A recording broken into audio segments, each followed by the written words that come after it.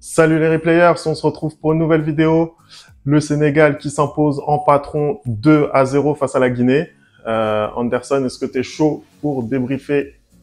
Bah écoute, je suis bouillant, hein, surtout après la victoire des Lions indomptables et des Lions de la Teranga qui permettent aux Lions indomptables d'être deuxième du groupe. Du coup, on a vu un match un peu moyen du côté Sénégal-Guinée, contrairement à celui qu'on a vu entre la Gambie et le Cameroun. Mais je suis très très très chaud pour débriefer ce match également. Allez, c'est parti.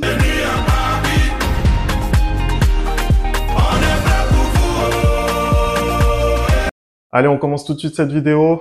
Le Sénégal, hein, la seule équipe à faire le 9 sur 9. Pokam, qu'est-ce que tu penses de la prestation des champions d'Afrique en titre? Bah écoute, c'est tout simplement et tout bonnement impressionnant, hein, le Sénégal qui fait un 9 sur 9 dans cette phase de poule dans un groupe très très relevé. On l'avait qualifié de groupe de la mort, bah, et finalement on dirait que c'est la mort pour les équipes qui affrontent le Sénégal et pas pour le Sénégal. Hein, ils se sont baladés dans ce groupe-là. Je pense qu'ils prennent qu'un seul but. C'est contre le Cameroun et ils sont très très impressionnants. Ils mettent 3 buts à la Gambie, ils mettent 3 buts au Cameroun et là, ce soir, ils mettent 2 buts à la Guinée. Le match qui avait commencé lentement, hein, première mi-temps où il se passe pas grand-chose, à part une frappe un peu lointaine de la part des Sénégalais. J'ai même eu l'impression, après la première mi-temps, qu'il y avait un petit arrangement entre les deux ennemis jurés, à savoir la Guinée et le Sénégal, pour pouvoir faire sortir les Lions indomptables de cette compétition-là et pour que la Guinée puisse être deuxième. Mais très vite, en revenant des vestiaires, j'ai vu des intentions totalement différentes de la part du Sénégal.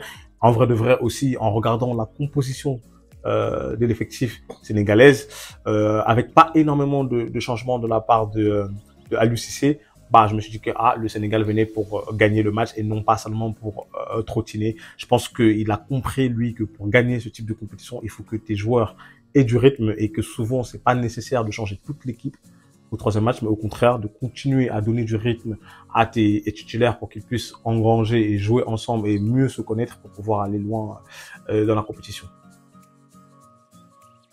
Bah, écoute, je suis d'accord avec toi. C'est vrai que voilà, le Sénégal a fait un très très beau parcours dans cette poule. Le match, lui, il a été un petit peu plus, voilà, un petit peu plus difficile à se mettre en route au niveau du rythme. On avait deux équipes qui, malgré tout, étaient déjà qualifiées avant le début du match. Et ça s'est senti hein, sur cette première période où vraiment il s'est pas passé grand-chose.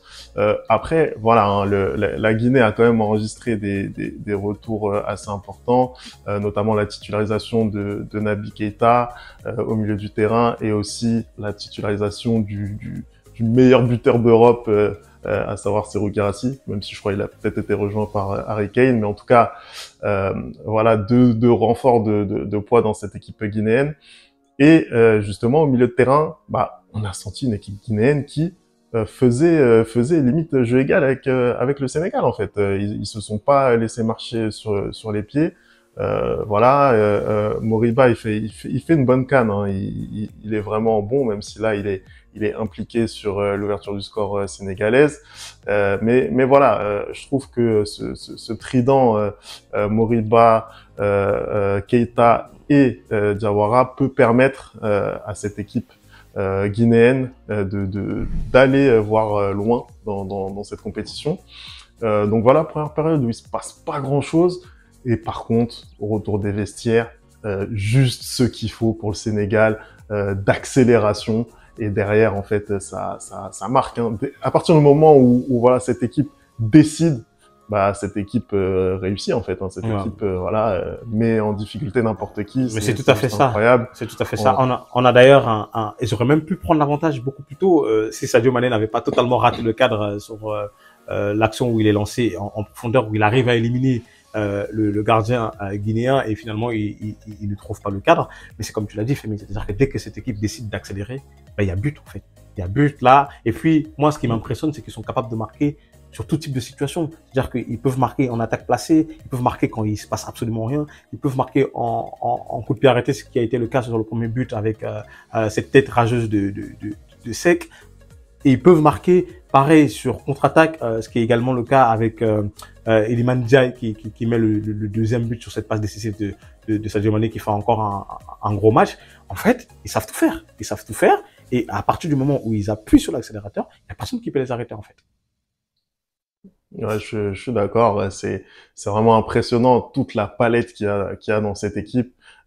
Tu l'as dit, ils sont capables de marquer sur coup de pied arrêté. On sait que c'est très très important dans le football actuellement, et d'autant plus là dans les phases à élimination directe où ça va être des matchs très très chauds, des matchs peut-être serrés, et qu'il faut avoir cette corde à son arc pour pouvoir affronter les événements. Là, en l'occurrence, on a une galette de Crépin Diatta qui régale du coup Abdoulaye Seck. D'ailleurs, justement, sur ce côté droit vraiment sénégalais, je pense que c'est peut-être l'atout fort de cette équipe, parce que vraiment le duo et l'association entre Crépin Diatta et Ismaïla Sarr, je trouve que ça fonctionne très très bien. Les deux sont très à l'aise techniquement. On a un Ismaïla Sarr qui est vraiment dans la percussion, qui déstabilise vraiment les défenses adverses à chaque fois qu'il accélère. Vraiment, c'est sur les premiers pas où vraiment il est très très fort, et ça met vraiment en difficulté les équipes adverses. Et là, en l'occurrence, la Guinée a été mise en difficulté, notamment Ilex Moriba qui fait la faute, qui amène le coup franc. Crépin Diatta, lui, effectivement, il a énormément progressé dans le registre défensif. On connaissait ses qualités offensives qu'il a démontré à Monaco et aussi en sélection. Donc voilà, c'est une équipe qui est extrêmement complète.